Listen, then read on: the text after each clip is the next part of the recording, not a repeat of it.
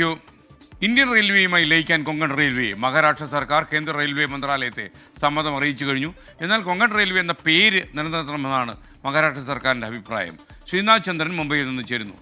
Konkan railway ലയിക്കണം എന്നുള്ള ആവശ്യം നേരത്തെ തന്നെ ഉണ്ടായിരുന്നു. ശ്രീനാഥ് ചന്ദ്രൻ, ഗുഡ് മോർണിംഗ്. തീർച്ചയായും, കാരണം 1990 കൊങ്കൺ റെയിൽവേ കോർപ്പറേഷൻ രൂപീകരിക്കുന്നത്.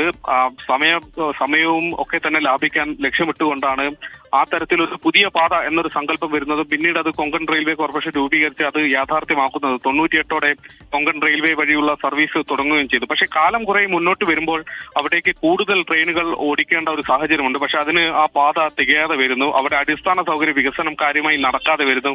ഇതൊക്കെ കൊണ്ട് തന്നെ കൊങ്കൺ റെയിൽവേ കോർപ്പറേഷനെ ഇന്ത്യൻ റെയിൽവേയിൽ ലയിപ്പിക്കണമെന്നൊരു ആവശ്യം ഉയർന്നു വന്നതാണ്. അതിന് നേരത്തെ തന്നെ ഈ കൊങ്കൺ റെയിൽവേ കോർപ്പറേഷന്റെ ഓഹരി പങ്കാളിത്തമുള്ള കേരളവും ഗോവയും കർണാടകയും ഒക്കെ അതിന് അനുമതി നൽകിയതാണ്. കേരളത്തിന് 6% ഓഹരിയാണ് ഈ കൊങ്കൺ റെയിൽവേ കോർപ്പറേഷൻ ഉള്ളത്. 51% കൂടുതൽ ഓഹരികൾ ഇന്ത്യൻ റെയിൽവേക്ക് തന്നെയാണ്.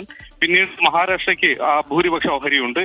കർണാടകയ്ക്ക് 15% ഓഹരി എന്നതാണ് അതിന്റെ ഒരു കണക്ക്. ഏതായാലും മഹാരാഷ്ട്ര സർക്കാർ കൂടി അനുമതി നൽകിയതോടെ ഇനി ഈ ലയനം വേഗത്തിലാകും. റെയിൽവേ ബോർഡ് ഇതുമായി ബന്ധപ്പെട്ട നടപടിക്രമങ്ങൾ വേഗത്തിൽ പൂർത്തിയാക്കും എന്നതാണ് മനസ്സിലാക്കുന്നത്. അത് യാഥാർത്ഥ്യമാവുന്നതോടെ കൊങ്കൺ റെയിൽവേയിൽ കൂടുതൽ വികസന പ്രവർത്തനങ്ങൾ നടക്കുകയും കൂടുതൽ ട്രെയിനുകൾ ഓടിക്കാനുള്ള സൗകര്യങ്ങളടക്കം പാത വികസനം അടക്കമുള്ള കാര്യങ്ങൾ വേഗത്തിലാകും എന്നതാണ് നമ്മൾ പ്രതീക്ഷിക്കുന്നത്. ഏതായാലും കൊങ്കൺ റെയിൽ എന്നുള്ള പേര് മാറ്റരുത് എന്നൊരു നിബന്ധന ഇപ്പോൾ മഹാരാഷ്ട്ര സർക്കാർ മുന്നോട്ട് വെച്ചിട്ടുണ്ട്. മാത്രമല്ല, പ്രാഥമിക മൂലധനമായി മഹാരാഷ്ട്ര സർക്കാർ നൽകിയ 364 കോടി രൂപ തിരികെ നൽകണമെന്നൊരു ആവശ്യം കൂടിയാണ് ഈ ലയനവുമായി ബന്ധപ്പെട്ട് മഹാരാഷ്ട്ര സർക്കാർ മുന്നോട്ട് വെച്ചിട്ടുള്ള നിബന്ധന.